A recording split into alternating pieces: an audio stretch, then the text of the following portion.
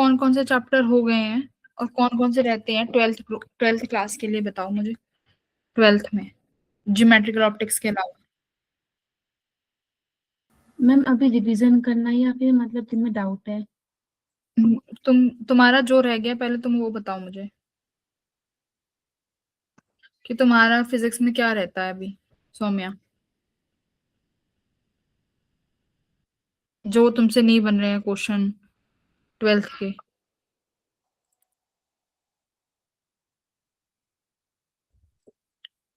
गायब क्यों हो गई, बोलो। यस मैम, एक मिनट। मैम एकदम ये मैग्नेटिज्म। अच्छा, मैग्नेटिज्म में नहीं बनते हैं सवाल। Yes ma'am. अच्छा, और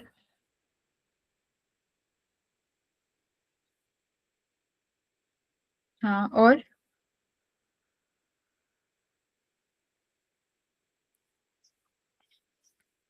मुझे सौम्या ये बताओ, जो लास्ट वाले चैप्टर हैं जैसे एटम, वो हो गया आपका? Atom, nuclear, semiconductor, modern physics, ये हो गए? मैम सेमीकंडक्टर और मॉडर्न फिजिक्स तो ठीक है, और एटम और न्यूक्लियर में थोड़ी बहुत प्रॉब्लम होती है बस। एटम और न्यूक्लियर में दिक्कत है? यस मैम, थोड़ी बहुत। ठीक है। वेव ऑप्टिक्स हो गई? No ma'am. क्यों? मैम उनमें क्वेश्चन सॉल्विंग में प्रॉब्लम होती है। थ्योरी तो बेटा उसमें उतनी ही है जितनी मैंने पढ़ाई है, उसके अलावा तो सवाल लगाने हैं फिर।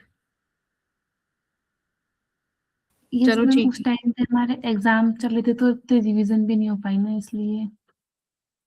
अब पेपर तो आ गया, अब कब रिवीजन करोगे तुम लोग? जिसको पूछती हूँ सबका यही सेम चल रहा है, सबका यही, रिवीजन ही नहीं हो पाई तुम लोगों की। ठीक है, और एटम और न्यूक्लियर में दिक्कत है, आगे वाले जो चैप्टर हैं स्टार्टिंग के, मैम वो, इलेक्ट्रोस्टैटिक्स वगैरह, यस मैम वो ठीक है। Current, yes ma'am. AC, ma'am वो भी ठीक है। ईएमआई। वो भी ठीक है। ठीक है, गॉट इट। अब मुझे इलेवेंथ के चैप्टर बताओ। और आंचल तुम भी बताओ, आंचल कहाँ है ये? आंचल, ये कल क्लास में आके तुम क्लास में बैठती हो 2-4 मिनट की नहीं बैठती हो? हम्म। आंचल तुमसे बात कर रही हूँ, कैमरा ऑन करो।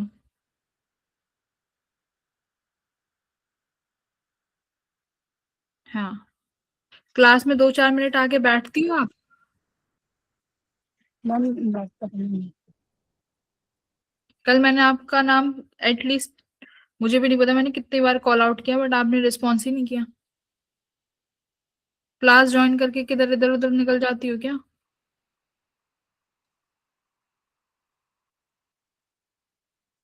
बोलो,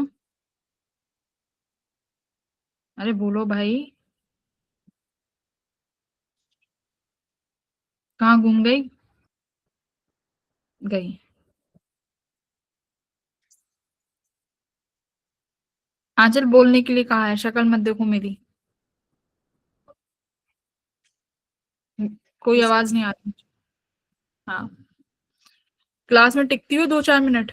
आज तक कभी रिस्पॉन्स नहीं किया तुमने फिजिक्स की क्लास में। हम्म। अरे बोलो भाई।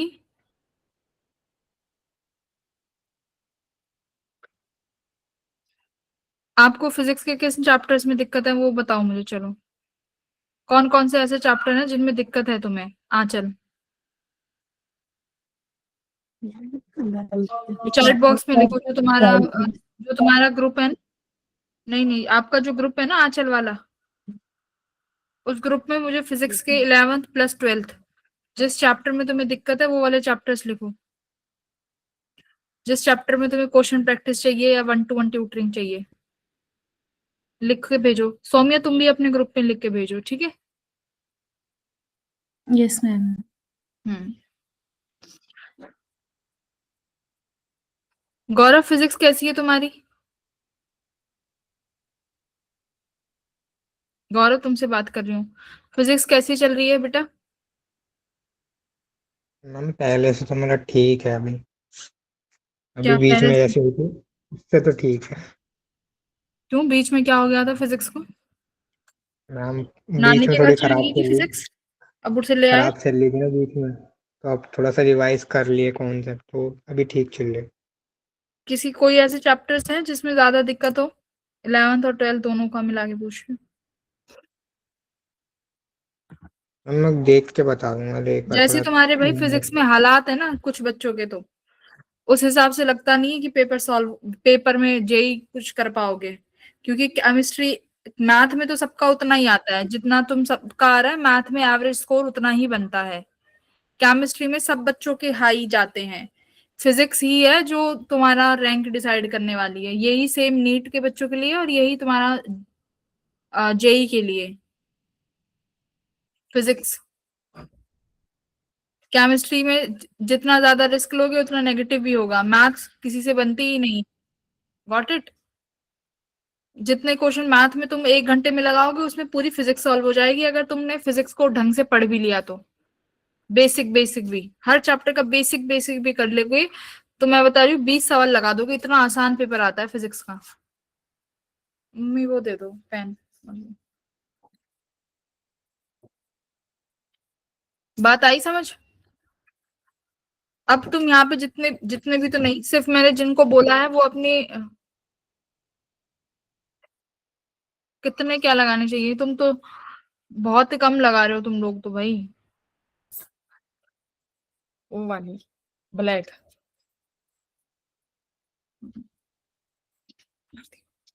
या इसको मुझे दे दो।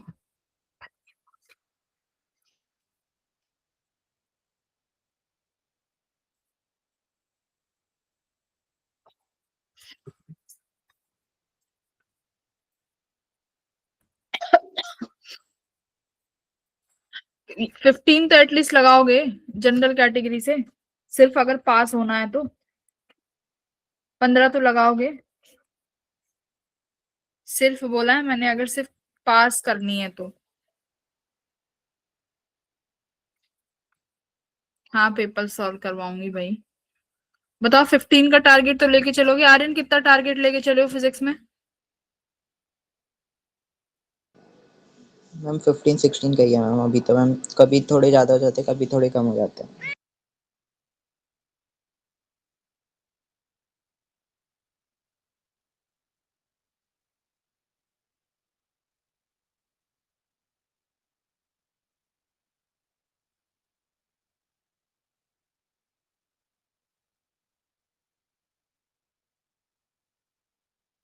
मैम हमारी फिर क्लासेस कब होगी?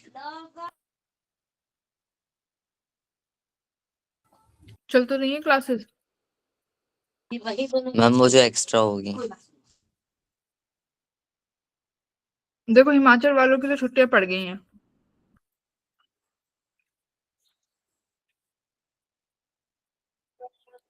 तो वो लगा सकते हैं। अब दिल्ली वालों, दिल्ली में तुम दो ही बच्चे हो, धनंजय और एक पीरबक्श।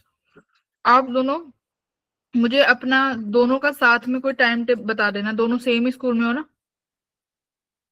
तो दोनों मुझे अपना टाइम टेबल बता देना किस टाइम तुम अवेलेबल हो दोनों। Okay ma'am.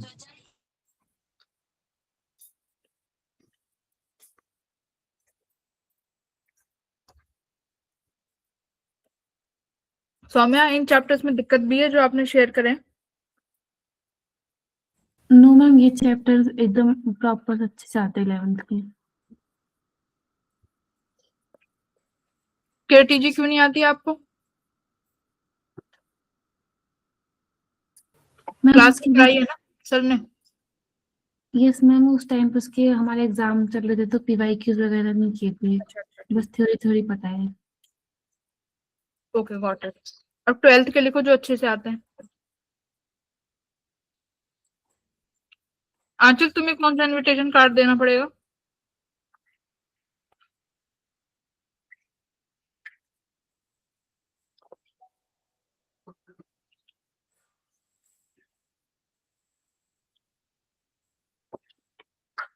System of particles and rotational motion.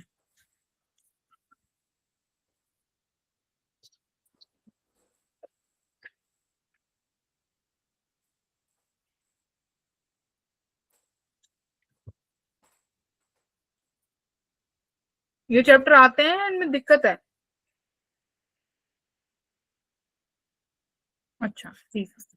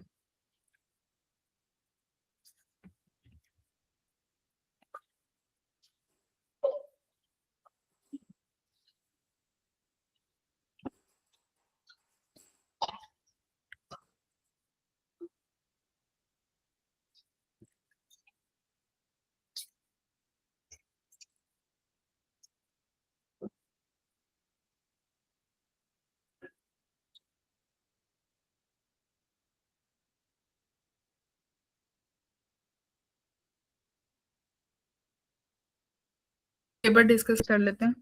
तो ये वाला जो पेपर था वेडनेसडे को जो था, ठीक था ना पेपर? तो मैकेनिक्स थी सारी, बट बहुत बेसिक था।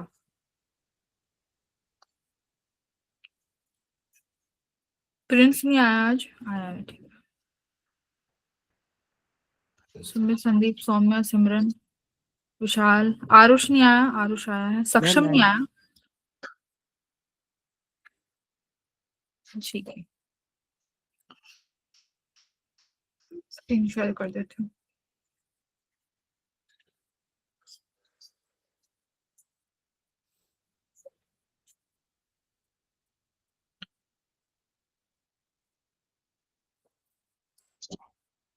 ठीक है, अभी यहाँ पर ध्यान दे लो सारे बच्चे पेपर पे। देखो, मैकेनिक्स एक ऐसा पार्ट है जिसका बेसिक भी पता हो ना तो हम क्वेश्चंस लगा सकते हैं, अगर बेसिक क्वेश्चन आ जाए, है ना। इक्वेशंस ऑफ मोशन लगानी आती हो, एनर्जी कंजर्वेशन लगाना आता हो, बस। जैसे यहाँ पे क्वेश्चन 1 क्या कह रहा है कि एक पार्टिकल को फ्रीली रिलीज किया गया है। रिलीज्ड फ्रीली का मतलब है कि उसको इनिशियली कोई वेलोसिटी नहीं दी है, बस फ्रीली रिलीज किया है किसी एच हाइट से। तो जब वो फ्रीली रिलीज किया गया है किसी एच हाइट से, तो उसके पास यहाँ इस पॉइंट पे एट एच हाइट कौन सी एनर्जी रही होगी बेटा? सिर्फ पोटेंशियल एनर्जी रही होगी, जस्ट इनिशियली जब उसको ड्रॉप किया है। ठीक है, तो उसके बाद सिर्फ पोटेंशियल एनर्जी है, कितनी?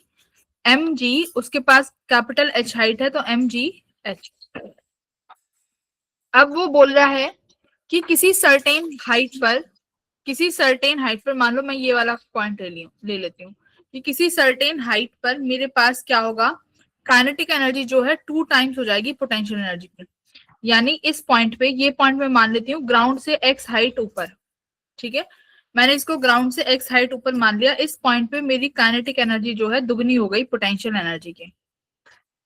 बस ये 2 इक्वेशन है। इस 2 इक्वेशन से मेरे से पूछा है कि हाइट बताओ कितनी है उस इंस्टेंट पे, और उस इंस्टेंट पे पार्टिकल की स्पीड कितनी होगी। ठीक है, तो क्या बोला है? पोटेंशियल एनर्जी, नहीं sorry, kinetic energy is equals to twice of potential energy.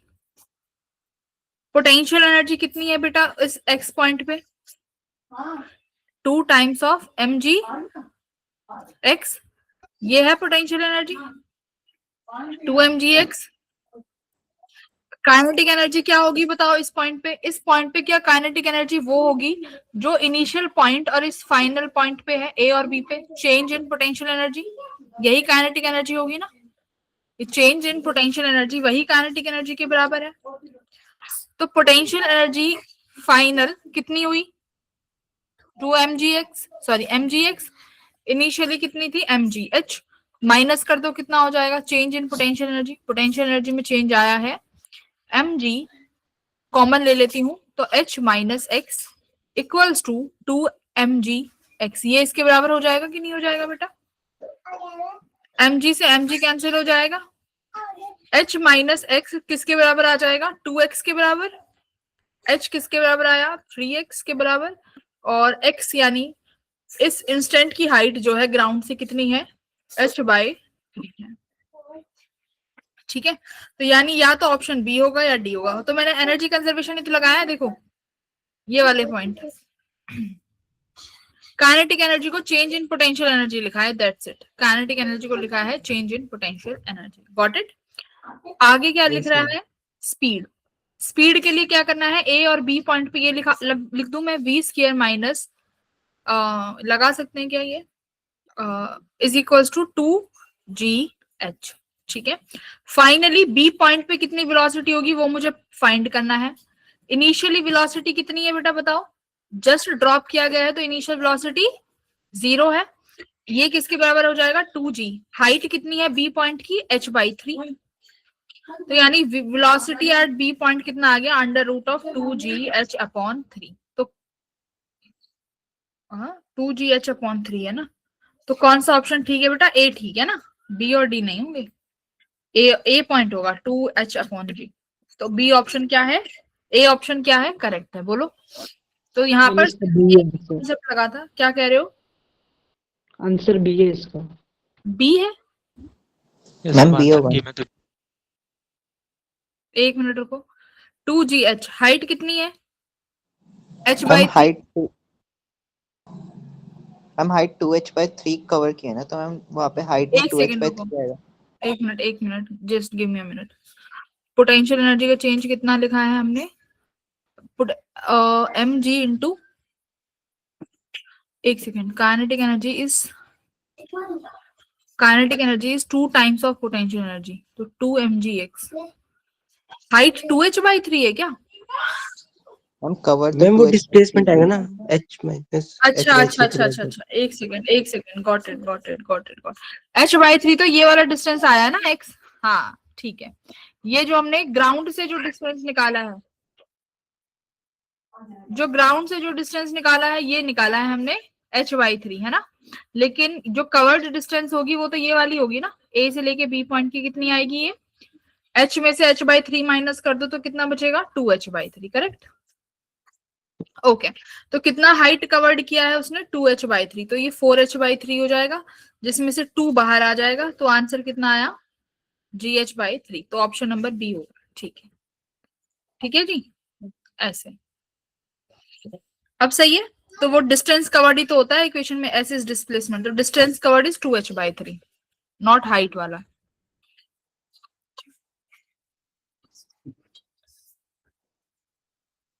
Question number second ये हो गया था। Yes ma'am. यस बेटा मैम। फर्स्ट समझ में आया ना किसको, मैंने h/3 क्यों नहीं लिया, वो h/3 वो ध्यान नहीं दिया, वो ग्राउंड से डिस्टेंस थी, लेकिन h क्या है यहाँ पे, डिस्टेंस कवर, तो डिस्टेंस तो 2h/3 कवर किया है, तो इसलिए h should be 2h/3 not h/3। ये हो गया होगा। ए बी 3 पॉइंट दिए हुए हैं, 3 पॉइंट पे देखो यहाँ पर पोटेंशियल सेम है, एनोड का पोटेंशियल सेम है, दैट मीन्स इसका मतलब क्या है, अलग अलग है।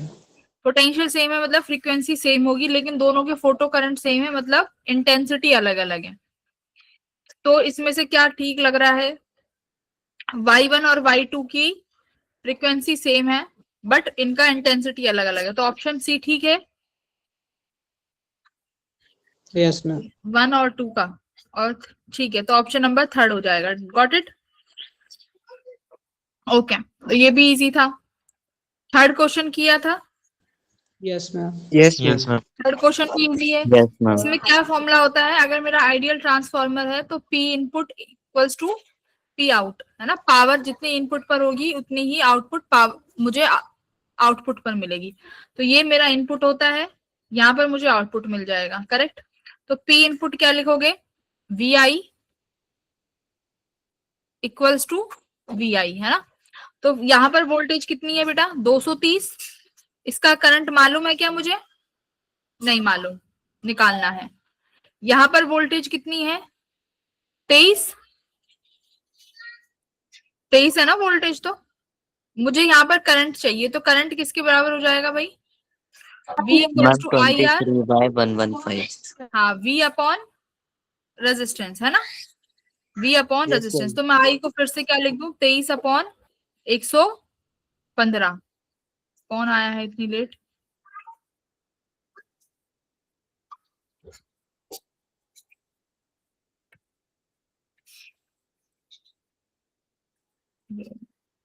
सक्षम बेटा लेट क्यों हो गए आज?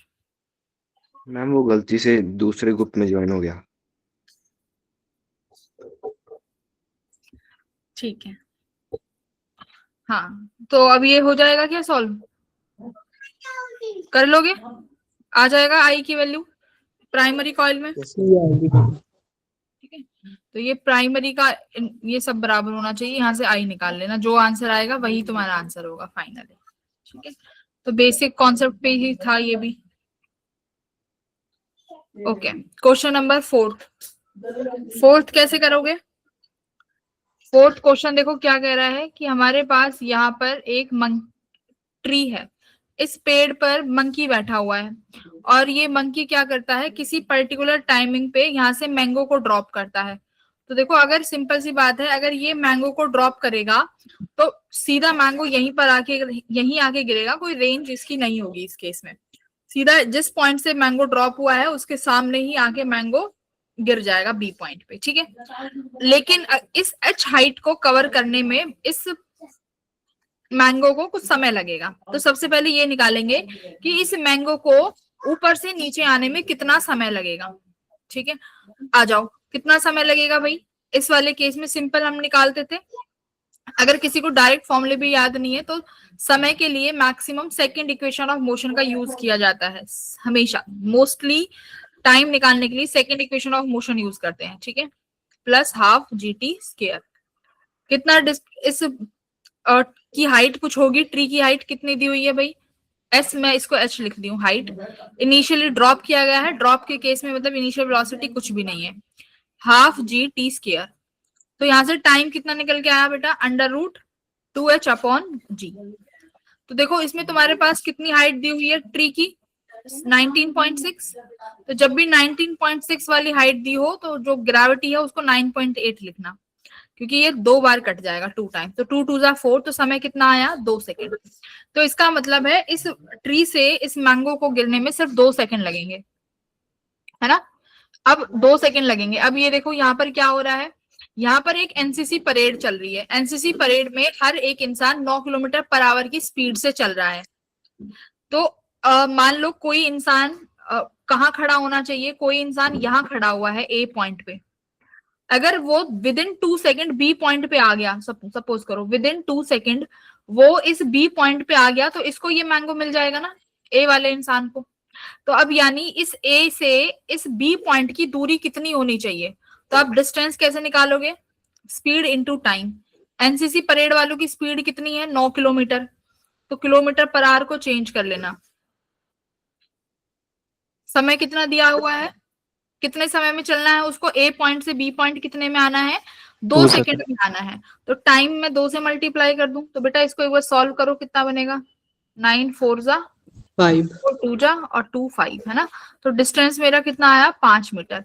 इसका मतलब है कि जो भी व्यक्ति जब मतलब इसका मतलब समझे क्या हुआ? इसका मतलब ये हुआ कि मान लो यहां से मैंगो गिरा और यहाँ पर जो भी स्टूडेंट होगा और जिसकी डिस्टेंस यहाँ से 5 मीटर होगी, जैसे ही मैंगो गिरा और ये यहाँ से 5 मीटर पर है तो उसको ये मैंगो मिल जाएगा। तो इस तरीके से करना था। बोलो क्लियर हुआ ये क्वेश्चन? आगे बढ़ो। तो एकदम बेसिक लेवल का क्वेश्चन था ये भी। ठीक है, क्वेश्चन नंबर 5 देखो, ये भी बहुत प्यारा क्वेश्चन था, इजी सा। इसमें बोला है कि डिफ्रैक्शन का पैटर्न अगर मैंने रेड लाइट से बनाया है तो अगर रेड लाइट के अलावा मैंने उसको ब्लू से डिस्प्लेस कर दिया तो क्या होगा? देखो अब डिफ्रैक्शन में बैंड विड्थ की बात हो रही है यहाँ पे। बैंड विड्थ तो उतनी होती है ना, beta equals to lambda d/d, लेकिन सेंट्रल मैक्सिमा में ये 2 टाइम्स हो जाती है। अगर इंडिपेंडेंट सेकेंडरी मैक्सिमा की बात करूं तो वो सिर्फ बीटा ही रहेगी। पता है ना सेंट्रल मैक्सिमा का विड्थ कितना होता है डिफ्रैक्शन में? 2 बीटा। याद है कि नहीं है ये चीज याद? Yes ma'am. बाकी सब में बीटा होता है। ठीक है, अब बात यहाँ पर साफ साफ दिख रही है कि बीटा जो है प्रोपोर्शनल है लैम्डा के। रेड लाइट की वेवलेंथ कंपैरेटिव टू ब्लू ज्यादा है, तो क्या होना चाहिए? पैटर्न को श्रिंक होना चाहिए, नैरो हो जाना चाहिए। पहले जो फ्रिंज बहुत ज्यादा बड़ी थी उसको छोटा हो जाना चाहिए, क्योंकि तुमने वेवलेंथ को घटा दिया है। तो आपने वेवलेंथ घटाई है तो फ्रिंज विड्थ भी कम हो जाएगी। तो डिसअपियर नहीं होगा, डिसअपियर के लिए हमें और नॉलेज चाहिए, क्योंकि डिफ्रैक्शन पैटर्न कब बनता है, डिफ्रैक्शन पैटर्न तब बनेगा, कब बनता है बताओ, कंडीशन क्या है डिफ्रैक्शन पैटर्न की, कि साइज ऑफ ऑब्जेक्ट या obstacle nearly equals size wavelength. Wavelength, ये होनी चाहिए। अगर ऑब्स्टेकल का साइज वेवलेंथ के कंपैरिजन में बहुत बड़ा हो गया तो फिर डिफ्रैक्शन नहीं बनेगा। तो बैंड डिसअपियर के लिए ये एक लाइन का स्टेटमेंट, तो देखो एक लाइन का स्टेटमेंट से जज ही नहीं करा जा सकता, ठीक है। ए बी और डी इनमें से कोई होगा, या तो बड़ा हो जाएगा। अब देखो डी पॉइंट पे लिख रहा है band firstly became narrower and then became broader, ये तो डिफ्रैक्शन के पैटर्न में ही नहीं होता। डिफ्रैक्शन का पैटर्न क्या होता है, पहले तो सही बनेंगे, उसके बाद उनकी इंटेंसिटी घटती चली जाती है ना, फिर वो दिखने ही बंद हो जाते हैं, इंटेंसिटी घटती चली जाती है। तो डी तो डिफ्रैक्शन का पैटर्न ही नहीं है। अब या ए हो सकता है या बी। अब बी देखो क्या लिखा है, diffraction bands became broader and further apart. तो क्या है ये, ब्रॉडर तो नहीं होंगे, क्या हो जाएंगे, नैरो हो जाएंगे, और नैरो हो जाएंगे तो आपस में क्राउडेड भी हो जाएंगे। तो ऑप्शन ए जो है यहाँ पर ठीक हो जाता है, ठीक है। अरे क्या हुआ, ठीक है। उसके बाद क्वेश्चन नंबर 6 कैसे करेंगे बेटा जी बताओ। 6 भी बहुत इजी था, बेसिक सवाल था। इन्होंने कहा है कि मुझे किसी चार्ज को देखो सी से उठा के डी पर लेके जाना है। आपने किसी चार्ज को सी से उठा के डी पे लेके जाना है, तो कितना वर्क डन करना पड़ेगा। तो सिंपल सी बात है, सी और डी, मैं जब भी बात करती हूँ इलेक्ट्रोस्टैटिक्स में वर्क डन के बारे में, इलेक्ट्रोस्टैटिक्स में वर्क डन के बारे में जब भी बात करी जाती है, इलेक्ट्रोस्टैटिक्स में वर्क डन के टर्म में मेरे पास एक फॉर्मूला आता है, work done by external force equals to charge multiply by delta V, जिसका मतलब है Q into V final minus V initial. Correct, हाँ या ना। चार्ज को विद Yes, साइन ma'am. रखोगे, अगर प्लस का है तो प्लस, हाँ बोलो, हेलो, ठीक है। Q को हम विद साइन रखते हैं यहाँ पे, ठीक है, क्योंकि नेगेटिव के लिए चीजें, नेगेटिव चार्ज के लिए चीजें अलग हो जाती हैं। तो Q V final minus V initial, okay fine. अब देखो क्या बोला है, सबसे पहले कह रहा है कि सी से डी पॉइंट पे लेके जाओ। तो सी से डी पे लेके जा रहे हो, फाइनली कहाँ लेके जा रहे हो, डी पॉइंट पे, इनिशियली सी पे था, तो वी डी माइनस वी सी करेंगे। चलो फिलहाल अब दो काम है तुम्हारे पास, डी पॉइंट का पोटेंशियल निकालो। अब देखो, अब पोटेंशियल के टर्म में चीजें बहुत आसान हो जाती हैं, क्योंकि पोटेंशियल स्केलर क्वांटिटी है। डायरेक्शन की हमें कोई नीड ही नहीं है, क्या डायरेक्शन है, प्लस चार्ज है माइनस क्यू चार्ज है, कुछ नहीं देखना।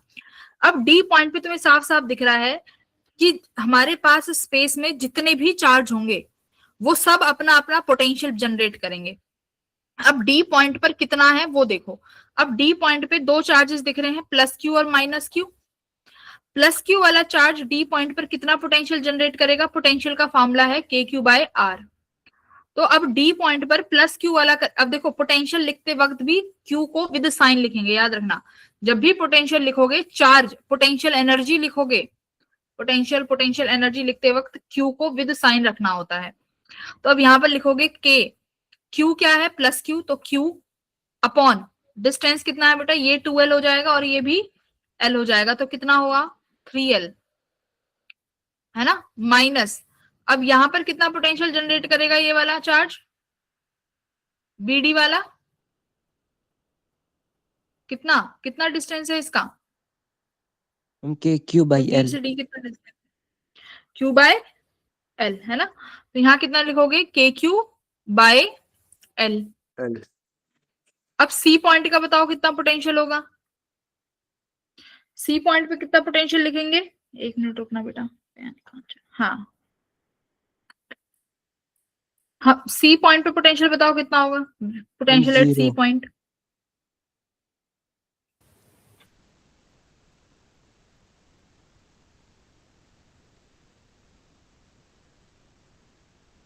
मैम 0।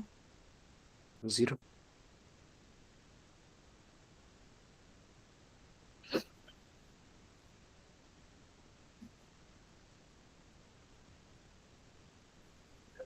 कितना लिखोगे, 0। एक सेकेंड।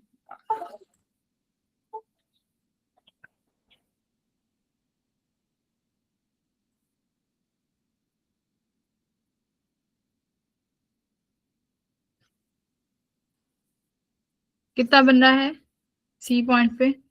प्लस के क्यू बाय एल और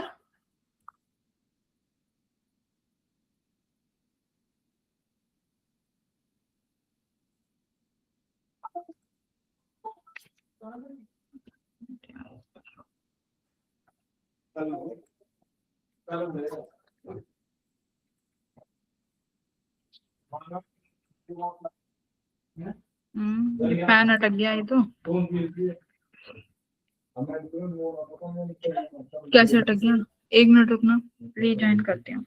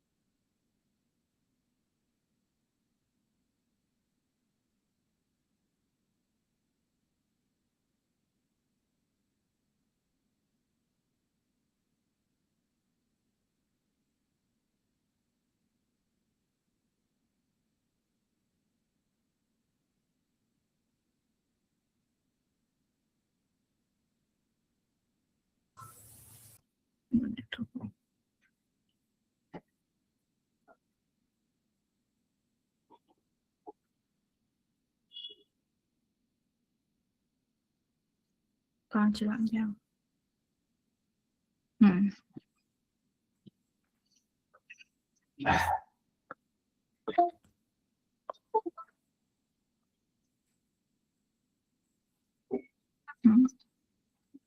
हमने क्या कहा था?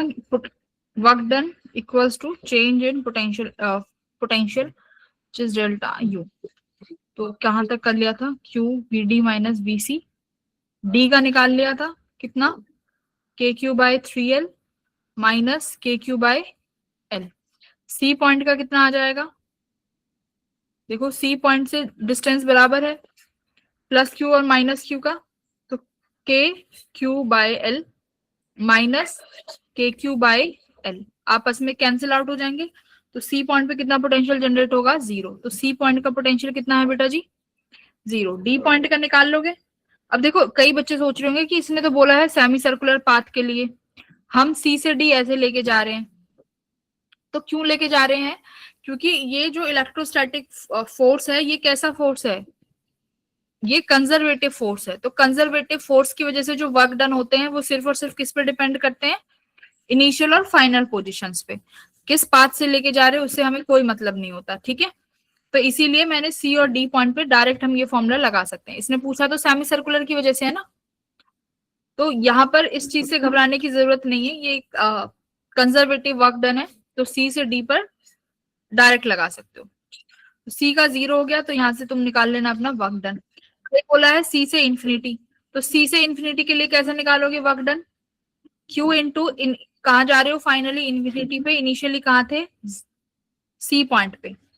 तो इंफिनिटी पॉइंट का पोटेंशियल कितना लेके चलते हैं? 0। सी पॉइंट पे भी पोटेंशियल कितना है? 0। तो वर्क डन कितना करना पड़ेगा? 0। तो इंफिनिटी के लिए क्या वर्क डन हुआ?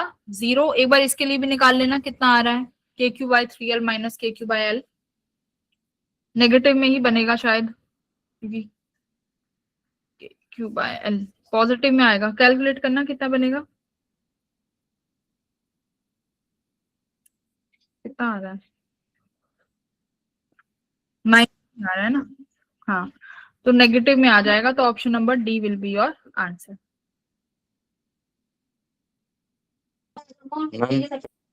मैम एक बार डी पे जो पोटेंशियल निकाला उसको दोबारा बता दोगे? डी पॉइंट का पोटेंशियल देखो, मैम डी पॉइंट पे तुम पोटेंशियल एनर्जी लिख सकते हो डी पॉइंट की। तुम्हारे पास दो चार्जेस हैं, एक तो ये माइनस क्यू है और एक ये प्लस क्यू है। प्लस क्यू वाला चार्ज यहाँ से 3L की दूरी पर है और माइनस क्यू वाला चार्ज कितनी दूरी पर है? डी से सिर्फ L पॉइंट की दूरी पर है। इस D पॉइंट पे पोटेंशियल एनर्जी लिख सकते हो कि कितनी पोटेंशियल एनर्जी होगी इन दोनों चार्जेस की वजह से? Yes ma'am. कितनी होगी बताओ potential energy? Ma'am Q delta we. हाँ क्यू डेल्टा वी। हाँ, बोलना शुरू करो। मैम क्यू आएगा देखो एंड इसका मतलब ये क्या है, क्यू डेल्टा भी पोटेंशियल एनर्जी है ना, तो work done by conservative force क्या लिखते हो? Work done by conservative force equals to change in potential energy, sorry negative of delta U, ठीक है। और वर्क डन बाय एक्सटर्नल क्या लिखते हो सीधा? चेंज इन पोटेंशियल एनर्जी, यानी U final minus U initial, correct. तो U final minus U initial, बस यही करना है। अब यू फाइनल यानी वर्क डन बाय एक्सटर्नल, कहां से कहां तक जाना चाहते हो तुम? सी से डी पॉइंट जाना चाहते हो, तो यू फाइनल, तो पोटेंशियल एनर्जी फाइनली लिखनी है डी पॉइंट की minus potential energy initial point की यानी सी पॉइंट की, ठीक है। तो अगर सी पॉइंट की तो देख ली, अब डी पॉइंट के लिए लिखो, क्या लिखोगे? प्लस वाले चार्ज की वजह से के क्यू। अब देखो डी पॉइंट पर कोई चार्ज नहीं है, क्योंकि पोटेंशियल एनर्जी होने के लिए कितने चार्जेस चाहिए होते हैं? 2 चार्जेस। तो मैंने तुम्हें स्टार्टिंग वाले केस में बताया था कि पोटेंशियल और पोटेंशियल एनर्जी में इतना ही फर्क है कि अगर मैं चार्ज को 1 यूनिट मान लूं तो वही मेरा पोटेंशियल बन जाता है। तो मैं सपोज करो डी पॉइंट पर कोई चार्ज है जो 1 यूनिट का है, सपोज कर लो, मल्टीप्लाई 1 अपॉन कितनी दूरी पे हो गया वो? 3L। Yes ma'am. अब पोटेंशियल एनर्जी लिख रही हूँ। अब ये बी वाला बताओ कितनी पर है? बी वाला डी से कितनी दूरी पर है? एल वाली डिस्टेंस पे, तो कितना लिखोगे?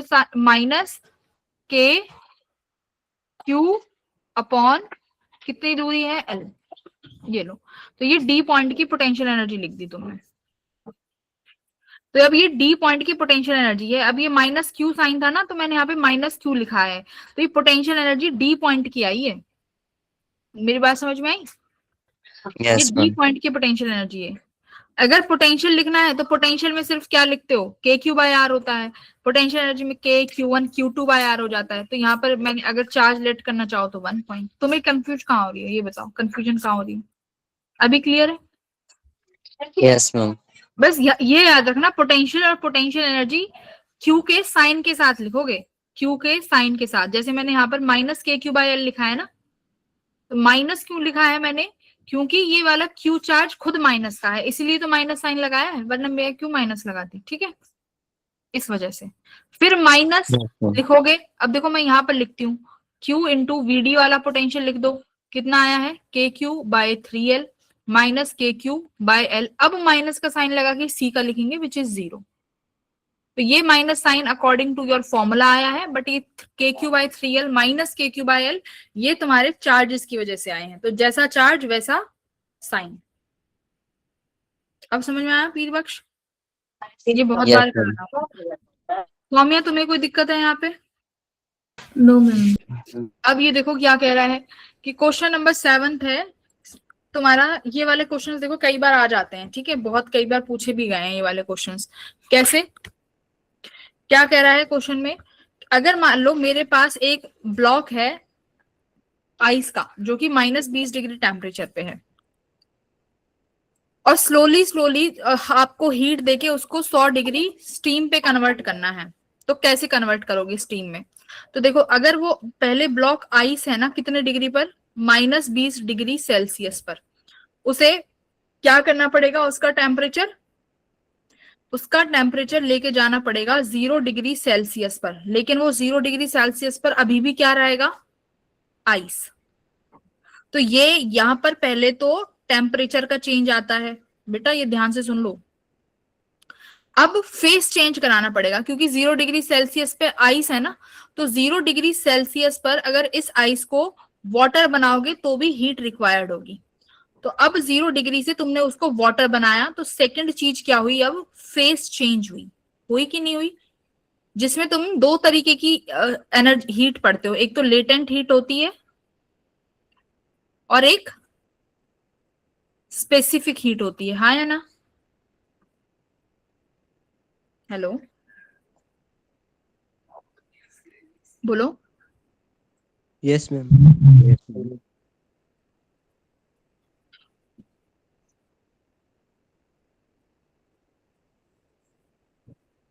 ठीक है।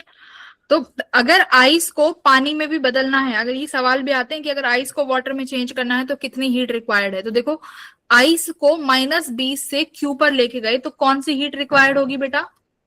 आइस को -20 डिग्री से 0 डिग्री आइस पर लेके जाना है तो कौन सी हीट रिक्वायर्ड है? Specific heat. कौन सी? यहां पर हम देते हैं स्पेसिफिक हीट, ठीक है, QCV यही होती है ना, Q इक्वल्स टू जो भी तुम्हारी स्पेसिफिक हीट है मल्टीप्लाई डेल्टा T कर देना। अब आइस से वाटर तक ले जाते वक्त कौन सी हीट देनी पड़ेगी? यहाँ पर लेटेंट हीट। लेटेंट हीट का फॉर्मूला क्या होता है? ml। m is the mass per unit ग्राम का मास इनटू लेटेंट हीट, ठीक है। लेटेंट हीट जो भी मास है वो m से जो भी मास गिवन है उसका m से मल्टीप्लाई कर दो। l जो है लेटेंट हीट होती है, वो सबकी अलग होगी। आइस से वाटर की कितनी होगी, स्टीम की कितनी होगी, सबकी अलग होती है। अब वाटर 0 डिग्री सेल्सियस हो गया, उसके बाद क्या होगा बताओ? अब वाटर को कहां लेके जाओगे? 100 डिग्री सेल्सियस पर। लेकिन अभी 100 डिग्री सेल्सियस पर वाटर अभी स्टीम नहीं बना है, अभी 100 डिग्री सेल्सियस पर वाटर क्या है? वाटर ही है, मतलब अभी फेस चेंज नहीं हुआ है। तो वाटर अभी 100 डिग्री सेल्सियस पे वाटर है, तो यहाँ पर टेम्परेचर का चेंज हुआ है सिर्फ, ठीक है। तुम्हें कहां तक लेके जाना है? स्टीम तक लेके जाना है 100 डिग्री सेल्सियस पर। तो अब तुम ग्राफ देखो, सबसे पहले ये तुम्हारी आइस थी, तो तुमने टेम्परेचर बढ़ाया 0 डिग्री सेल्सियस तक लेके गए, उसके बाद फेस चेंज हो गया लेकिन टेम्परेचर स्टिल 0 डिग्री सेल्सियस है ना, ये देखो ये 0 डिग्री सेल्सियस, तो टेम्परेचर 0 डिग्री कांस्टेंट रहा। उसके बाद तुमने टेम्परेचर बढ़ाया 100 डिग्री सेल्सियस तक वाटर पे। अब वाटर तो हो गया, अब वाटर से क्या बनाओगे? स्टीम बनाओगे।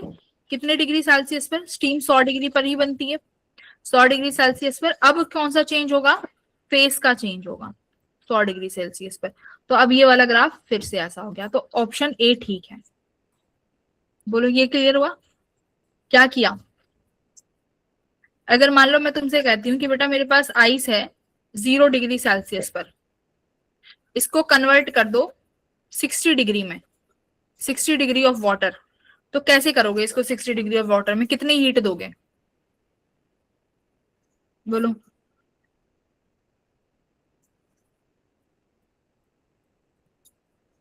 कैसे करोगे इसका चेंज? मैम पहले लेटेंट हीट देंगे, वो इस आइस को वाटर में कन्वर्ट कर देगी, उसके बाद स्पेसिफिक हीट वो उसको 60 डिग्री तक पहुंचा देगी, टेम्परेचर राइज कर देगी।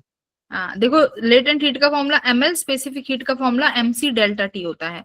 तो जैसे अब देखो, मुझे सबसे पहले स्पेसिफिक हीट देनी पड़ेगी। आइस 0 डिग्री सेल्सियस है, इसको किस में कन्वर्ट करूंगी बेटा? 0 डिग्री सेल्सियस वाटर में, 0 डिग्री सेल्सियस वाटर में। तो कौन सी हीट का इस्तेमाल किया है बताओ? बताओ कौन सी हीट का इस्तेमाल किया है? लेटेंट या स्पेसिफिक?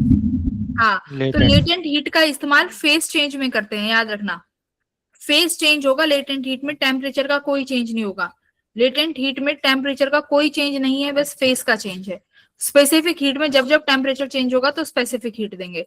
ये बहुत इंपॉर्टेंट क्वेश्चन है, बहुत बार आता है, इसलिए डिटेल से करा रही हूँ। तो देखो आइस 0 डिग्री सेल्सियस से 0 डिग्री सेल्सियस, तो Q1 की हीट दी, आप लिखोगे मास, जो भी आइस का मास होगा 2 ग्राम 400 ग्राम, जो भी m दिया होता है वो m लिख दो। C स्पेसिफिक हीट होगी, वो गिवन होगी डेल्टा T। सॉरी, यहाँ तो हमें अभी लेटेंट वो है ना, latent heat, sorry, Q equals to m into L, ठीक है, L गिवन होगा। तो ये Q1 हुई। उसके बाद अब बताओ Q2 क्या होगी भाई? अब तुमने 0 डिग्री वाटर बना लिया, अब 0 डिग्री वाटर से क्या बनाओगे? 60 डिग्री वाटर बनाओगे। तो अब जो 0 डिग्री वाटर से 60 डिग्री वाटर गया है, यहाँ पर स्पेसिफिक हीट यूज होगी। मास जो भी है तुम्हारा, C स्पेसिफिक हीट मिल जाएगी, डेल्टा T कितने डिग्री का चेंज आया है? 60 डिग्री का, तो यहाँ पे 60 से मल्टीप्लाई कर दो। तो टोटल हीट रिक्वायर्ड कितनी हुई? टोटल हीट कितनी बनेगी बेटा? Q1 प्लस Q2, ठीक है। इस तरीके से सवाल भी आते हैं कि कितना हीट चाहिए अगर यहाँ से यहाँ पहुंचाना है। तो याद रखना, सबसे पहले फेस बराबर करोगे, उसके बाद फिर टेम्परेचर बढ़ाओगे। क्लियर हुआ ये चीज? आगे बढ़ते हैं, ठीक है। ये वाला कर लोगे, एनर्जी कंजर्वेशन लगाना है, ये मैं नहीं कराऊंगी, बहुत बार करा चुकी हूँ। कैसे, क्या कर रहा है? Maximum height reach by rocket fired with speed equals to 50% of the escape velocity. तो इसका मतलब है कि तुमने किसी बॉडी को लॉन्च किया from the surface of earth but अब की बार उसको एस्केप वेलोसिटी का आधा ही पार्ट दिया, वी एस्केप का आधा हिस्सा दिया। तो अब मैक्सिमम डिस्टेंस कितना कवर करेगी वो बताओ। तो वही करना है, kinetic energy initial plus potential energy initial equals to kinetic energy final plus potential energy final. अब की बार काइनेटिक एनर्जी इनिशियल कितनी हो जाएगी बेटा, हाफ एम वी स्केयर। तो एस्केप वेलोसिटी का आधा है ना, तो वी एस्केप का स्केयर अपॉन 2 2 जा 4 हो जाएगा, ठीक है। वेलोसिटी को वी एस्केप का स्केयर लिखोगे ना, प्लस पोटेंशियल एनर्जी कितनी है, माइनस का जी एम, मान लो रॉकेट का mass, capital M your mass of earth, R is the radius of surface. Finally कहीं पर भी हो तुम्हारा रॉकेट की वेलोसिटी फाइनली जीरो ही हो जानी है, तो kinetic energy should be zero plus potential energy कितना हो जाएगा, देखो साइन माइनस का ही लेना है, minus G M capital M R plus ये वही हाइट है जो तुम्हें माननी है। मान लो किसी एच हाइट पे जाके तुम्हारा रॉकेट की वेलोसिटी खत्म हो जाती है और वो एच हाइट तक ही पहुंच पाता है, तो अब क्या करना है, यहां से स्मॉल एम को हटा दो। अब क्या बना देखो, V escape upon 8 equals to में ले जाती हूं मैं, minus G capital M upon R plus H plus G M upon R. आ गया। एस्केप वेलोसिटी का फॉर्मूला बोलो क्या होता है, 2gm बाय आर, आर तो ये 8r हो जाएगा इक्वल्स टू, यहां से gm कॉमन ले लो, यहां से बेटा ये h upon R plus H बचेगा, ठीक है।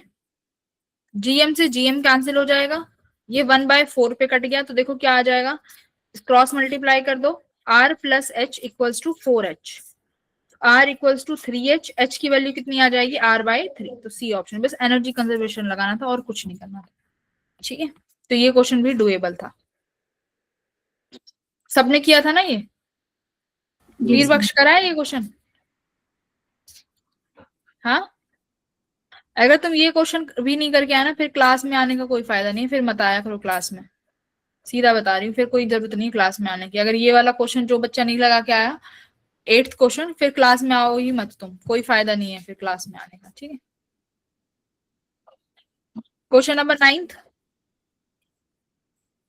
Mass defect involve in a chemical reaction. देखो जब ये क्लास शुरू हुई थी, जब मैंने न्यूक्लियर फिजिक्स पढ़ाई थी, तो मैंने तुम्हें बताया था कि केमिकल रिएक्शन में भी एनर्जी रिलीज होती है ड्यूरिंग द प्रोसेस, बट ये जो न्यूक्लियर फिजिक्स में जो एनर्जी रिलीज होती है, न्यूक्लियर रिएक्शंस में जो एनर्जी रिलीज होती है, वो एनर्जी बहुत लाखों गुना ज्यादा होती है, राइट। तो ये स्टार्टिंग में भी बताया था, तो यहां से साफ पता चल रहा है ये वाली इक्वेशन सही है ना, ट्रू है ना ये बात, कि मास डिफेक्ट केमिकल रिएक्शंस में भी होता है, बट वो बहुत, एक second, the mass defect is almost a million times, हाँ, तो वो बहुत स्मॉलर होता है as comparative to nuclear reactions. तो फर्स्ट स्टेटमेंट सही है कि गलत है, ट्रू है ma'am.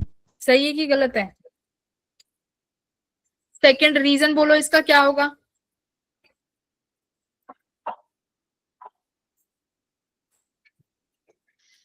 Reason,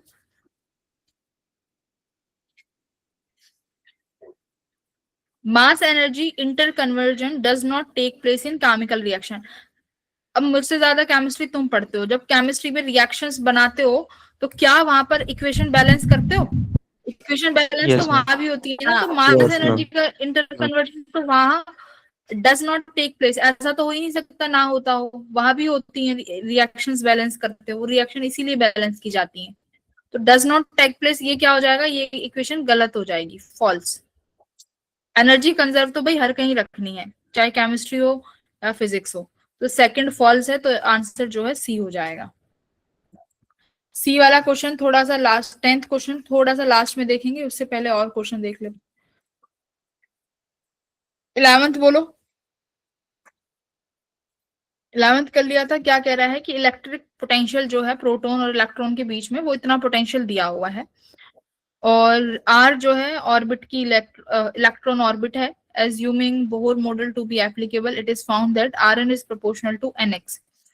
n is the principal quantum number, n जो है principal quantum number है, find the value of x।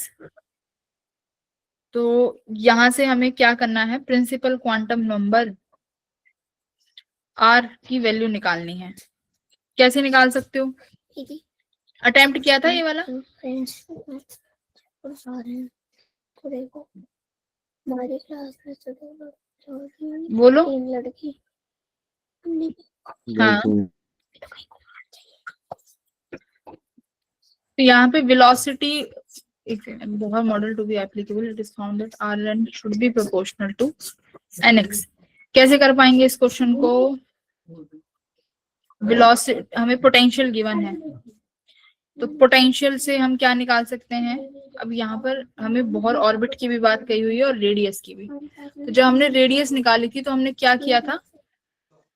Ma'am इसमें ना मैम इसको dv/dr किया था ना मैम, वहां से फोर्स आई थी और मैम फोर्स को mv²/r से इक्वेट कर लिया था और फिर मैम उस यहाँ से वेलोसिटी की वैल्यू को मैम उसमें कर दिया था mvr = nh/2 बॉर मॉडल में ना।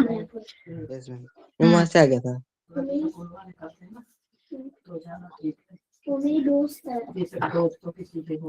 सेंट्रीपिटल फोर्स को किससे इक्वेट किया? मैम जब इलेक्ट्रोस्टैटिक dv/dr किया फोर्स ना, से, इलेक्ट्रोस्टैटिक से। नहीं मैम dv/dr किया ना यहाँ, तो वहां से इलेक्ट्रोस्टैटिक फोर्स तो हम यहाँ से निकाल ही नहीं सकते। देखो, मैंने तुम्हें जब रेडियस निकालनी सिखाई थी तो हमने एक चीज करा था कि centripetal force should be equals to electrostatic force होना चाहिए। अब यहाँ पर इलेक्ट्रोस्टैटिक फोर्स नहीं निकल सकती। देखो क्यों? इलेक्ट्रोस्टैटिक्स का फॉर्मूला होता है कि प्रोटॉन का चार्ज, इलेक्ट्रॉन का चार्ज अपॉन रेडियस। अब वो आर यहाँ पर रेडियस दी तो हुई है, बट ये रेडियस ढंग दी नहीं हुई in the terms of potential, इस टर्म्स में निकालनी पड़ेगी। तो यानी मुझे यहाँ पर एक और फोर्स चाहिए होगा। तो ये वाला फोर्स किसके बराबर रखेंगे? देखो ये मेरे पास क्या है? पोटेंशियल है। तो पोटेंशियल है तो मेरे पास फोर्स का एक फॉर्मूला होता है। फोर्स किसके बराबर होता है? Change in potential, change in potential energy लिखते हो ना, dv नेगेटिव ऑफ dv/dr। तो पोटेंशियल गिवन है, इस पोटेंशियल को पोटेंशियल एनर्जी कैसे बना सकते हो?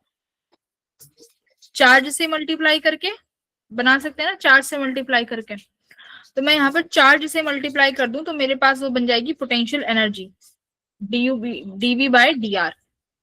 ठीक है, तो फोर्स यहाँ से निकाल लेंगे -d/dr। ये किसके बराबर हो जाएगा? अभी ये पोटेंशियल है, इसको पोटेंशियल एनर्जी बनाओ q से मल्टीप्लाई करके, तो qv0 log r/r। ठीक है, लिखो qv0 log r/r0। तो बेटा क्या आएगा यहाँ पे? फोर्स की वैल्यू d/dr करोगे तो qv0 तो एज इट इज बाहर आ जाएगा, log r का करना पड़ेगा। कितना? r0 तो कांस्टेंट है, log r का क्या हो जाएगा? 1/r। तो qv0/r। तो सेंट्रीपिटल फोर्स होता है mv²/r। v is the velocity of the electron which is orbiting the proton, equals to fe किसके बराबर है? ये तुमने यहाँ से निकाल लिया, dv/dr। कितना आया? qv0/r। यहाँ से क्या निकाल सकते हो? r से r चला गया, तो v0 किसके बराबर आ गई? v0 is your constant term, मुझे वेलोसिटी निकालनी है। v² किसके बराबर आया? qv0/m। ठीक है, देखो ये क्वेश्चन समझ में आया मैंने क्या हम कर क्या रहे हैं?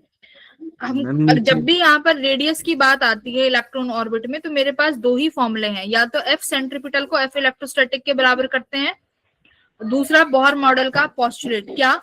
mvr किसके बराबर होता है? nh/2π के बराबर होता है। तो अगर मेरे को यहाँ पर ये सवाल में ही पूछा है कि rn जो है n की किस पावर में प्रोपोर्शनल है, यानी मुझे यहाँ से रेडियस निकालना पूछा ही है। रेडियस तभी निकल सकती है जब वेलोसिटी निकालो, उसके बाद हम रेडियस आराम से निकाल लेंगे। तो v मेरे पास आ गई यहाँ से qv0/m। यहाँ पर अगर मैं v की वैल्यू निकालूं, यहाँ से v किसके बराबर आया है? v आया है nh/2π/rm, है ना? ये v आ गया और एक v यहाँ से निकल के आया है। तो क्या कर सकते हो? दोनों को इक्वेट कर सकते हो, इक्वेशन 1 और इक्वेशन 2 के v को। ये v है, ये v² है, इसका स्क्वायर कर लेना, n² h², 4π² r² m²। तो इन दोनों को इक्वेट कर सकते हो, वहां से r निकाल सकते हो। बोलो। Yes ma'am. दोनों को इक्वेट करके यहाँ से रेडियस निकाल लेना r। r यहाँ पर किसी ना किसी n की टर्म्स में आएगा और तुम्हारा काम हो जाएगा।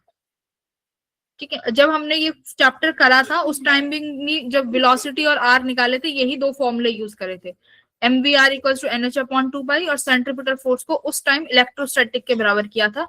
यहाँ इलेक्ट्रोस्टैटिक्स नहीं है तो कोई फोर्स दूसरा चाहिए होगा जो कि नेट सेंट्रीपिटल फोर्स प्रोवाइड करेगा टुवर्ड्स द सेंटर। तो यहाँ पर ये वाला फोर्स पोटेंशियल से निकाल लोगे। ठीक है, बस इतना करना था, दैट्स इट। बोलो, हो गया? हेलो, ठीक है जी। क्वेश्चन नंबर सेकंड, बस यहाँ से बेटा वेलोसिटी के स्क्वायर इक्वेट कर लेना, एक बार सेल्फ करके देखना। ओके, 12th बन गया था? Yes ma'am. 12th बहुत आसान है। देखो यहाँ पर अब तुम्हें ये जो भी बच्चा है कोई सोच रहा हो कि मैं बैठ के एक एक यूनिट्स याद करूंगा, तो ये याद नहीं करनी। तुम्हें यहाँ पर पता है कि सबसे छोटी वेवलेंथ किसकी है, यहाँ पे एक्सरे की स्मॉलेस्ट होने वाली है, और सबसे ज्यादा लार्जेस्ट किसकी होने वाली है, रेडियो वेव्स, ये इसकी लार्जेस्ट होने वाली है। ठीक है, तो अब सबसे ज्यादा लार्जेस्ट कौन सी है यहाँ पे, 100 मीटर ना, तो ये सी का तो 100 मीटर हो जाएगा। और सबसे छोटी कौन सी है भाई, 10 की पावर माइनस 10, इसकी हो गई 10 की पावर माइनस 10 मीटर। अब देखो माइक्रो और अल्ट्रा वायलेट में देखो किसकी बड़ी है, माइक्रो और अल्ट्रा में माइक्रो की बड़ी है। तो माइक्रो कौन सा बनेगा, 3 बचे हुए ना मेरे पास, -8 और -3, तो माइक्रो -3 बन जाएगा क्या? Yes ma'am. अल्ट्रा 10 की पावर -8 बन जाएगा। ठीक है, तो ये याद करने की जरूरत नहीं है, हम अपने आप ही रीअरेंज कर सकते हैं। अब देख लेना कौन सा आंसर ठीक है। 13th में क्या किया है कि ईच एटम जिसका मास m है, मोनोक्रोमेटिक गैस दी हुई है, 3 डिग्री ऑफ फ्रीडम है, आरएमएस वेलोसिटी v दे रखी है। वी आरएमएस किसके बराबर होती है, 3 वेलोसिटी करवाई होंगी सर ने। आरएमएस मोस्ट प्रोबेबल स्पीड होती है, एक आरएमएस होती है और एक एवरेज होती है। ठीक है, तो वी आरएमएस किसके बराबर होती है, √3RT/m। यहाँ कहीं पर भी डिग्री ऑफ फ्रीडम का कॉन्सेप्ट आ रहा है इस इक्वेशन में? हाँ, तो इस इक्वेशन में कहीं भी डिग्री ऑफ फ्रीडम का कॉन्सेप्ट आ ही नहीं रहा है। तो आरएमएस वेलोसिटी t टाइम पे अगर v है, डायएटॉमिक मॉलिक्यूल ले लेते हो जिसका मास m है, टेम्परेचर को सेम रखते हो, लेकिन डायएटॉमिक की वजह से डिग्री ऑफ फ्रीडम चेंज हो जाती है, तो आरएमएस वेलोसिटी कितनी हो जाएगी? क्या आंसर करके आए हो, सी करके आए हो क्या इसमें? Yes ma'am. तो 13th का क्या हो जाएगा, सी हो जाएगा, क्योंकि जब तक टेम्परेचर चेंज नहीं करोगे या फिर उसका मास नहीं चेंज करेंगे, मॉलिक्यूलर मास, तब तक उसमें कोई चेंज नहीं आएगा। ठीक है, और यहाँ पर तुम देखो तुम्हें दोनों मॉलिक्यूल के मास सेम दे दिए ना, mm, तो इसका मतलब यहाँ पर अभी कोई चेंज नहीं आएगा, इसीलिए VRMS should remain same. 14th तो सबने किया होगा, जिसने 14th नहीं किया हो फिर से कह रही हूँ क्लास लगाने का कोई फायदा नहीं है, मत आया करो क्लास में। 1 ओम पे पूछा है कि कितना रेजिस्टेंस होगा, तो देखो फॉरवर्ड बाइज्ड में ही काम करता है। फॉरवर्ड में अगर ये प्लस है तो बेटा कौन सा डायोड बताओ फॉरवर्ड में है, D1 या D2? D1 फॉरवर्ड, D2 हट जाएगा। D2 हट गया तो मतलब D2 के साथ लगा हुआ रेजिस्टेंस भी हट जाएगा, क्योंकि ब्लॉक कर देगा करंट को। हाई इनफाइनाइट रेजिस्टेंस प्रोवाइड करेगा D2, इनफाइनाइट रेजिस्टेंस में करंट जाएगा ही नहीं। तो सिंपल सा है, ये 2 ओम और ये 6 वोल्ट और ये तुम्हारा एक 1 ओम का रेजिस्टेंस। तो V इक्वल्स टू IR लगा देना, V 6 वोल्ट है, R इक्विवेलेंट सीरीज में 3 हो जाएगा, तो करंट मेरे पास यहाँ पे 2 एम्पियर, ऑप्शन नंबर ए आ जाएगा। ठीक है, चलिए क्वेश्चन नंबर 15। देखो कई बार तुम्हारा जो जेई है ना, इक्वेशन ऑफ ट्रेजेक्टरी पे भर भर के क्वेश्चन पूछता है। इक्वेशन ऑफ ट्रेजेक्टरी क्या होती है? इक्वेशन ऑफ ट्रेजेक्टरी पैराबोलिक जब पढ़ते हैं ना प्रोजेक्टाइल, तो प्रोजेक्टाइल इक्वेशन का पाथ बताती है ना। ट्रेजेक्टरी की इक्वेशन जो है, प्रोजेक्टाइल जो मोशन है उसका पाथ डिस्क्राइब करती है। क्या होता है मेरे पास equation, y equals to x tan theta minus 1/2 gx² upon u² cos square theta. ये फॉर्मूला होता है ना बेटा, ये मेरा पास फॉर्मूला होता है ट्रेजेक्टरी की इक्वेशन का। जिसने फर्स्ट टाइम पढ़ी घबराओ मत, समझा देती हूँ क्या है। y और x कोऑर्डिनेट है, x x देखो जैसे तुम्हारा पार्टिकल है इस तरीके से उड़ान भरेगा। मान लो अब इस पार्टिकल की यहाँ पर पोजीशन x में भी है ये और y में भी है, तो पार्टिकल के पास हमेशा यहाँ पे पोजीशन जो होंगी वो दो तरीके से डिस्क्राइब होंगी, एक्स एक्सिस में और वाई एक्सिस में। तो अगर तुम्हें इस पॉइंट पर इस पार्टिकल की एक्स की पोजीशन पता है, वाई की पोजीशन पता है, टेन थीटा क्या होता है, इनिशियल जो वेलोसिटी है हॉरिजॉन्टल के साथ कितना एंगल बना रही है, ये भी लिख सकते हो, ठीक है, टेन थीटा।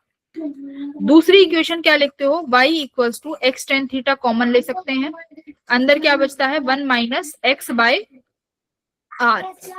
तो ये दो इक्वेशन है, दोनों का अपना अपना यूज है। आर क्या है बेटा, यहाँ पे आर की वैल्यू है, यहाँ पे रेंज क्या है, आर की वैल्यू रेंज है, got it, R is range. Range का मतलब है कि मैक्सिमम हॉरिजॉन्टल डिस्टेंस कितना कवर करेगा आपका पार्टिकल। अब तुम्हें यहाँ पर पार्टिकल के दो पोजीशंस दी हुई हैं, एक तो 3 मीटर 4 मीटर और 4 3। अब इन दोनों पर इक्वेशन लिख दो। अब दोनों की में इक्वेशन लिखने बैठोगे तो देखो, पहली वाली लगाओगे तो मुझे यहाँ पर टेन थीटा नहीं पता, you square cos square theta, मेरे को इनिशियल वेलोसिटी भी नहीं पता कितनी है।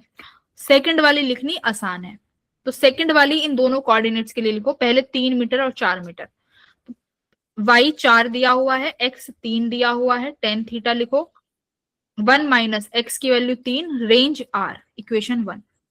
सेकंड में y 3 दिया हुआ है, x 4 दिया हुआ है, टेन थीटा 1 माइनस x कितना है 4 बाय r, रेंज सेम रहेगी क्योंकि एक ही पार्टिकल का इक्वेशन है, एक ही पार्टिकल का इक्वेशन है, तो range will remain same. Tan theta angle, वो एंगल जो तुम्हारा प्रोजेक्टाइल ने हॉरिजॉन्टल के साथ बनाया हुआ है वो टेन थीटा है, वो भी सेम रहेगा। इक्वेशन 1 और इक्वेशन 2 को डिवाइड कर दो, टेन थीटा से टेन थीटा मर जाएगा, क्या यहाँ से आराम से आर निकल जाएगा, आर इज द ओनली, है ना, आर यहाँ से आराम से निकाल लेना, आ जाएगी रेंज इक्वेशन ऑफ मोशन से। इक्वेशन ऑफ मोशन की एक और इक्वेशन है, एक और इक्वेशन है जहां से फटाक से देखते ही रेंज भी निकल जाती है, वो इक्वेशन तुम्हारा होमवर्क है। एक और इक्वेशन है, वो तुम एक बार देख के आओगे क्या है, ठीक है, एक बार देखना, ट्राई करना, बहुत इजी है, ठीक है, नहीं आई तो मैं तो ही बताने के लिए। 16th बोलो, 16th भी देखते ही कर दिया होगा, हाँ 16th भी कर दिया होगा, क्या कह रहा है, यस मैम।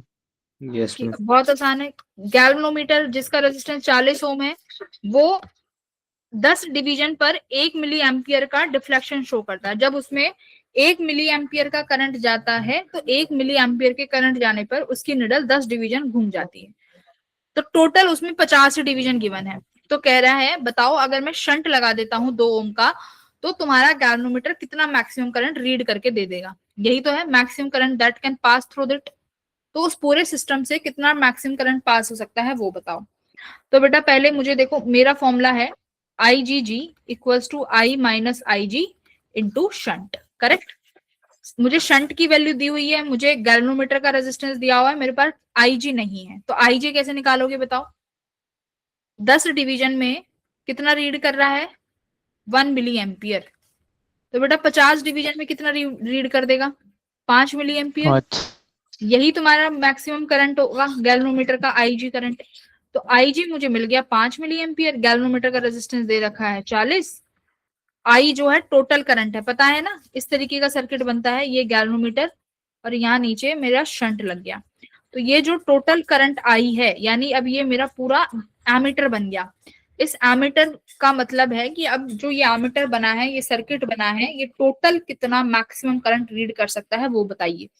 तो ये I निकालने के लिए हमसे कह रहा है, I माइनस IG, फिर से कितना लिख दें IG 5, शंट की वैल्यू कितनी है 2, तो कितना हो जाएगा देखो, ये 2 से इसको काट दो 20 पर, तो ये कितना हुआ 100 हो गया ना, प्लस का 5 आ जाएगा इक्वल्स टू I, तो I कितना आ गया 105, खत्म सवाल, एक लाइन का सवाल था, 105 मिली एम्पियर। बोलो ठीक है जी। Yes ma'am. 17th बोलो, 17th हो गया था फटाफट। 17th में ऐसे वाले क्वेश्चंस में देखो क्या करना होता है बेटा, अगर आपको बोला गया है कि यंग्स मॉडुलस को इन 3 डिराइव्ड क्वांटिटीज में एक्सप्रेस करो, हमेशा हम लोग डायमेंशन फॉर्मूला मास, लेंथ और टाइम, इन 3 चीजों में ही डिराइव करते हैं। यहाँ पर तुम्हें ग्रेविटेशनल और प्लैंक्स और स्पीड ऑफ लाइट इनमें बोला है, तो देखो मॉडुलस ऑफ इलास्टिसिटी गामा किसके बराबर होता है, stress upon strain, strain unitless है, स्ट्रेस होता है फोर्स अपॉन एरिया, यानी प्रेशर वाली क्वांटिटीज यूज हो जाएंगी। फोर्स कितना होता है mlt-2, तो मुझे बताना एक बार स्ट्रेस क्या बनेगा गामा का, फोर्स की mlt-2 अपॉन एरिया का एल स्क्वायर, तो कितना हो जाएगा ml-1 हो गया ना, ml-1 टी का भी -2 होगा ना, -2, हाँ टी का -2 हो गया, इक्वल्स टू, अब इसको एक्सप्रेस करना है ग्रेविटेशनल कांस्टेंट में, तो ग्रेविटेशनल कांस्टेंट के जो भी तुम्हारे पास डायमेंशंस आए एम एल और टी में वो लिख देना, यहाँ पर कोई पावर चढ़ा देना, क्या अल्फा, जी का पावर गामा है ना, तो जी का गामा चढ़ाओगे, ठीक है। प्लैंक कांस्टेंट में एम एल टी लिख देना, जूल्स पर सेकंड होता है एच का, तो ठीक है देख लेना जूल्स सेकंड है या जूल्स पर सेकंड है, उसी के हिसाब से होता होगा, क्या होता है E equals to H nu, है ना, H किसके बराबर आ गया E अपॉन न्यू, 1/न्यू किसके बराबर हो जाता है, 1/न्यू इज टाइम, तो जूल्स सेकंड हो जाएगा ना, तो H का जो डायमेंशन है वो किसके बराबर आ गया, जूल्स सेकंड, तो बहुत आसान हो गया। H का पावर बीटा है, C स्पीड ऑफ लाइट है, तो स्पीड ऑफ लाइट का तो सीधा ही लिख सकते हो क्या, LT-1, पावर कितनी है उसकी अल्फा, तो अब देखो बेटा G भी MLT में होगा, H भी MLT में होगा, तो MM वाले एक तरफ कर लो, L वाले एक तरफ कर लो और T वाले एक तरफ कर लो, ठीक है। उसके बाद क्या कर लेना, उसके बाद जो इसकी पावर्स है उनको इक्वेट कर देना, बोलो हो जाएगा, आसान है यस ना, मैम।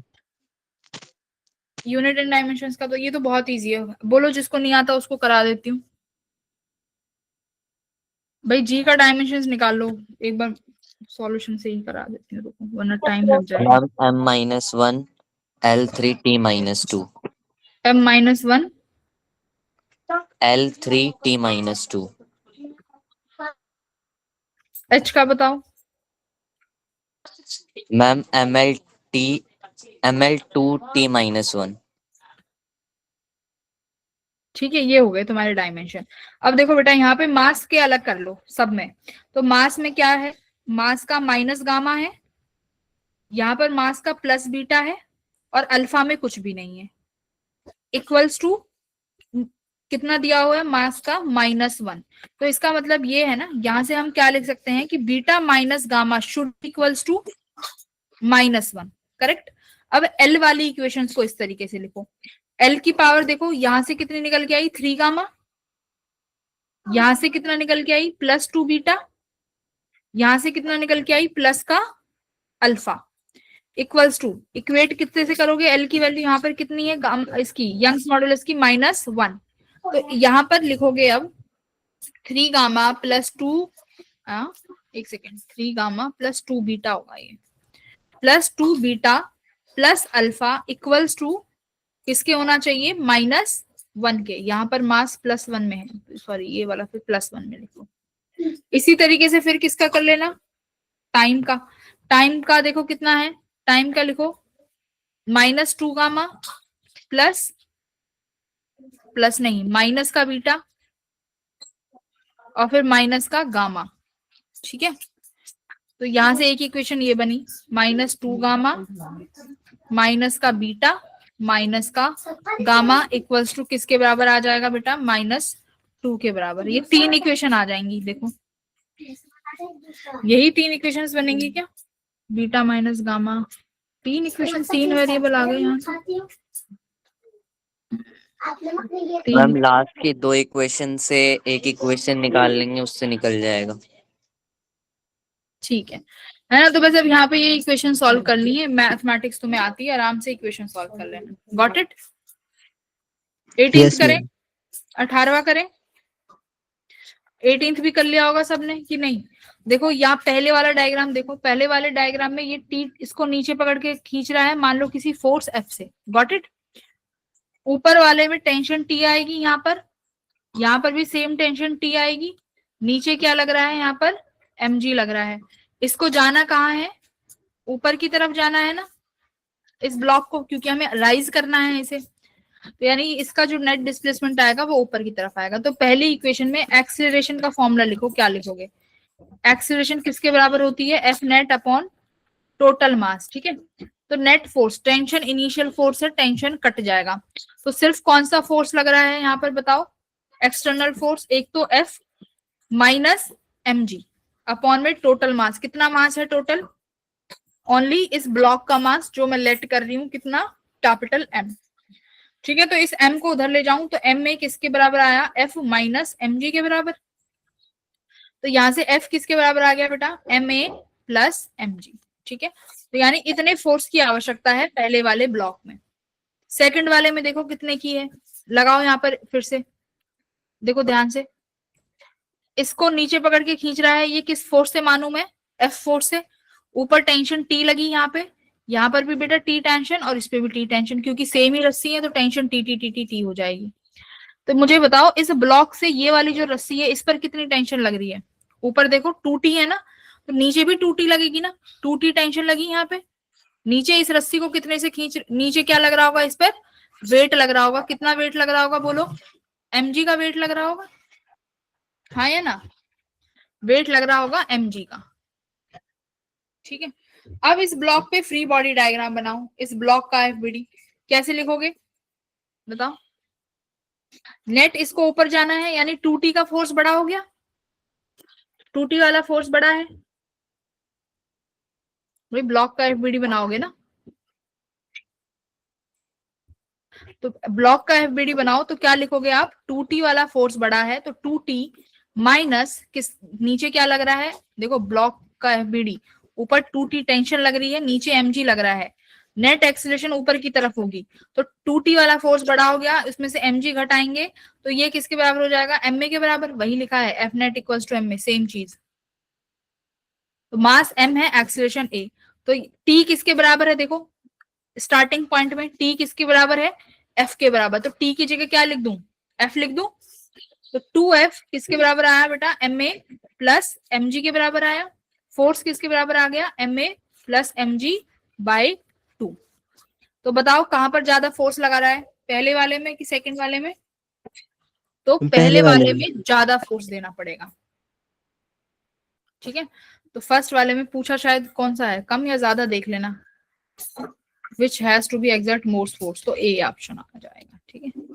तो यहाँ पर बताओ किसी को कोई दिक्कत है तो, फर्स्ट ब्लॉक में FBD बस ऐसे बनेगा, ऊपर टेंशन लग रहा है, नीचे mg लग रही है, टेंशन फोर्स के बराबर है, नेट एक्सीलरेशन कहां पर है, ऊपर की तरफ a, तो यहाँ पर भी F minus mg equals to ma ही तो करोगे बस, तो F equals to mg plus ma, खत्म सवाल, बोलो। टेंशन यहाँ भी F के बराबर है और वहां भी टेंशन F के ही बराबर है, लेकिन वहां पर ब्लॉक पर जो टेंशन लग रही है वो 2T हो गई, डबल हो गई टेंशन, बात समझ में आई, इसीलिए फोर्स जो है वो कम लगाना पड़ेगा, बात समझ गए। चलिए यस अगला क्वेश्चन करते हैं, इस वाले क्वेश्चन को देख लेना, ये अच्छा क्वेश्चन है।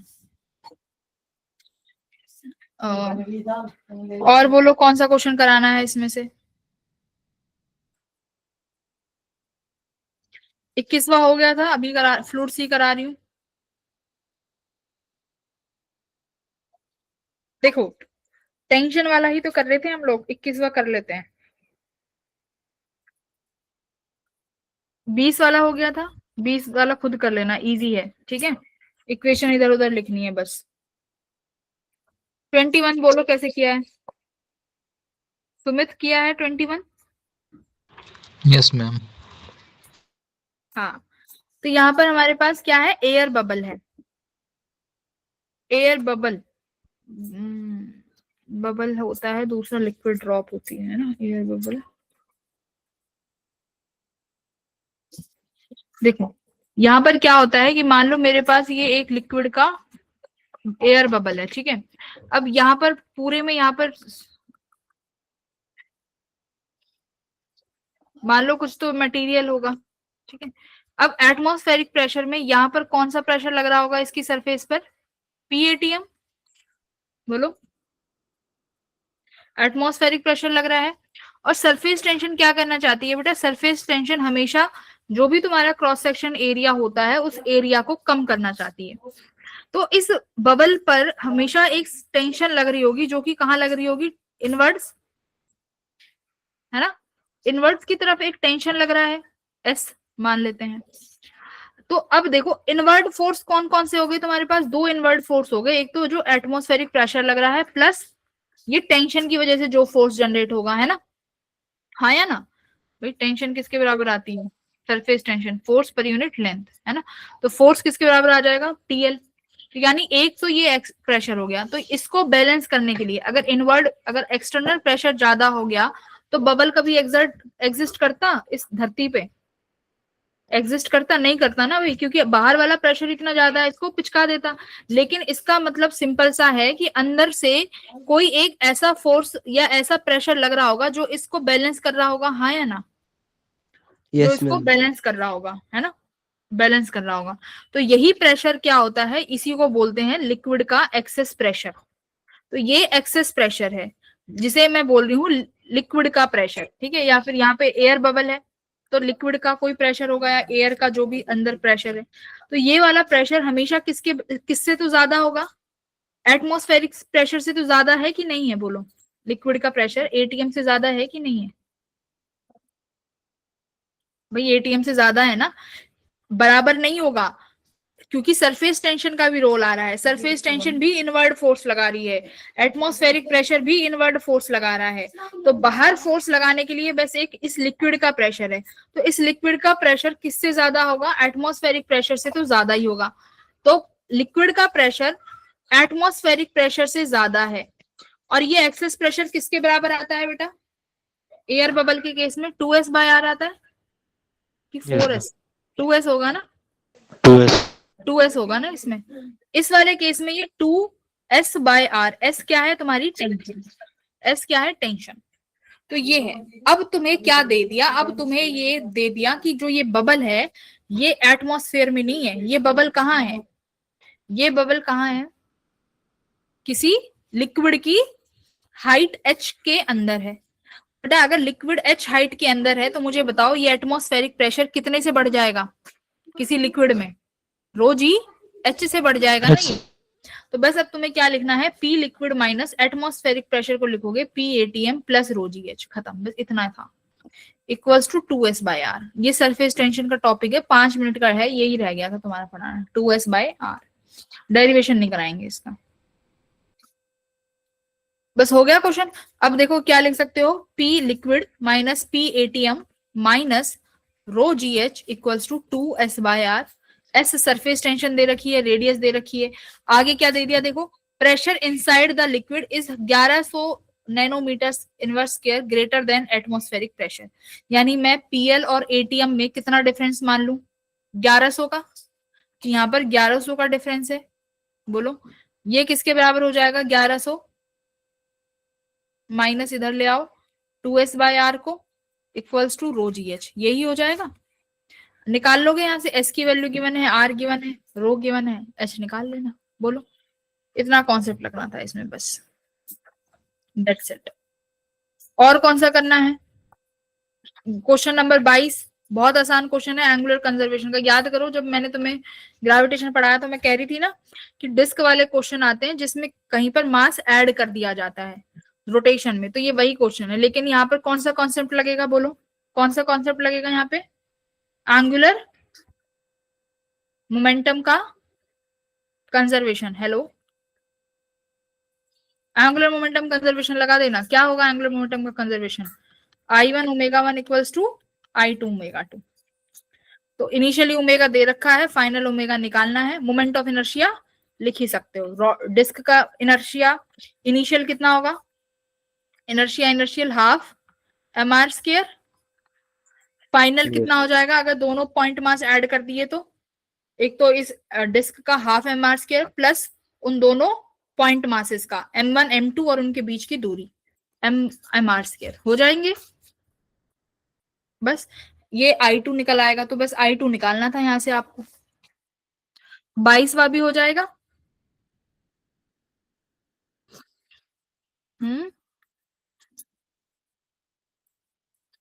बोलो,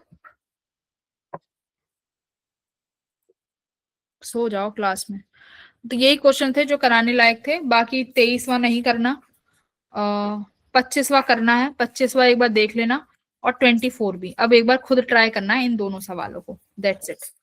ठीक है, यही होमवर्क है कि ये वाला जो पेपर है इसको रीसॉल्व करो। ठीक है, इस पेपर को रीसॉल्व करना है। हाँ जी बोलिए। मैम मेरा एक ग्रेविटेशन से डाउट था। हाँ बोलो।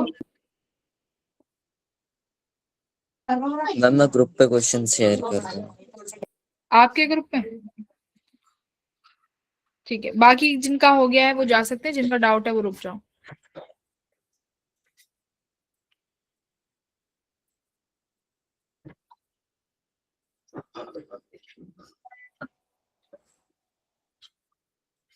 A satellite of Mars is revolving in a circular orbit of radius this amount of energy supplied to the satellite, it would revolve in a circular orbit। ठीक है, क्या इसमें कंफ्यूजन है पी बख्श? देखो टोटल एनर्जी निकाल लो।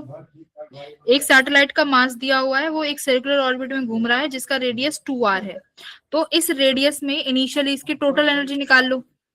Hello, total energy initial निकाल लो इसकी, सुन रहे हो? Yes ma'am. हाँ, तो फिलहाल ये जिस ऑर्बिट में है उस ऑर्बिट में टोटल एनर्जी निकाल लो। अब जिस ऑर्बिट में जा रहा है उसकी आपको एनर्जी दे रखी है ना? तो हम क्या करते हैं, जिस ऑर्बिट में जाना होता है उसमें एनर्जी रिक्वायर्ड का फॉर्मूला लगाते हैं कि energy final minus energy initial वो कितनी होगी, और यहाँ पर वो आपको डेल्टा टी ऑलरेडी गिवन है। ठीक है, तो यहाँ से आपको उस फाइनल ऑर्बिट की एनर्जी निकालनी है, दैट्स इट। ठीक है, समझ आया कि नहीं आया? देखो स्क्रीन शेयर करके दिखा। मैम मुझसे फिर रेडियस कैसे निकालेंगे? हम बताती हूँ। सिमरन और गर्व दोनों क्लास में नहीं हो ना तुम लोग? Yes ma'am. हो क्लास में? बोलो। अच्छा एक सेकंड रुक जाओ जरा। अब क्या करें, ऑप्शन कराते हैं। देखो जैसे मान लो मेरे पास ये एक ऑर्बिट है,